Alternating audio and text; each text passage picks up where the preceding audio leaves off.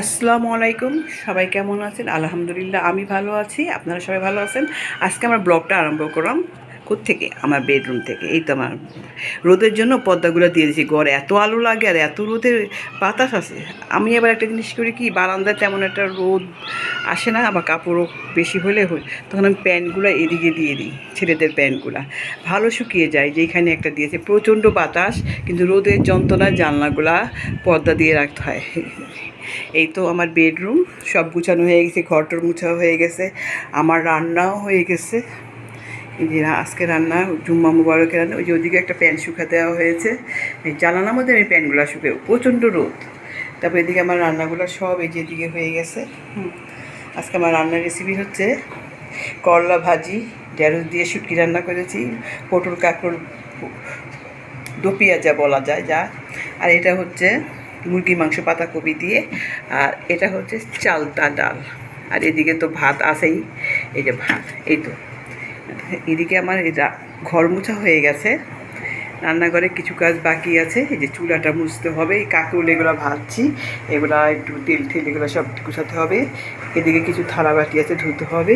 এই যে আমার রান্নাঘরে প্রায় কাজও শেষ হয়ে গেছে। এখন আমি আমার আরেক রুমে যাচ্ছি। এটা হচ্ছে আমার বাথরুম, আমার ছেলে বাথরুমে গোসল করতেছে।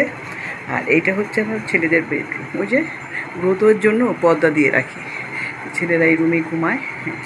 ছোটোখাটো সংসার আমার, ছেলেদের এই রুমে ঘুমায়। আর এটা হচ্ছে ছোট্টখাট্ট একটা বারান্দা, এখানে আমার কাপড় শুকানো দেওয়া হয়ে গেছে। আর এদিকে দিয়েছি হলো কি সব কিছু শুকো।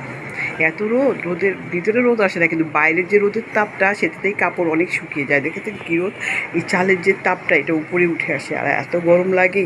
আর এই হচ্ছে আমার ছোট্ট একটা বাগান, পুঁই শাকটা উপরে উঠে যাচ্ছে। কিভাবে কি করব আমি জানি না, আপনারা একটু কমেন্টের মাধ্যমে জানাবেন তো। হ্যাঁ, এখানে আমার আছে নয়নতারা ফুল গাছ, ছোটো ছোটো ফুল গাছ আছে, ফুলগুলোর নাম জানি না। ওই যে চায়নাগুলো বাইরে দিয়ে দিয়েছি।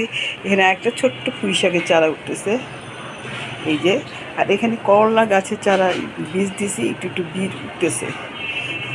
এই হচ্ছে আমার আজকের ছোটোখাটো একটা ব্লগ। কেমন হলো ব্লগটা সবাই জানাবেন আর সাবস্ক্রাইব করবেন, এবং আমার পাশে থাকার জন্য সবাইকে ধন্যবাদ।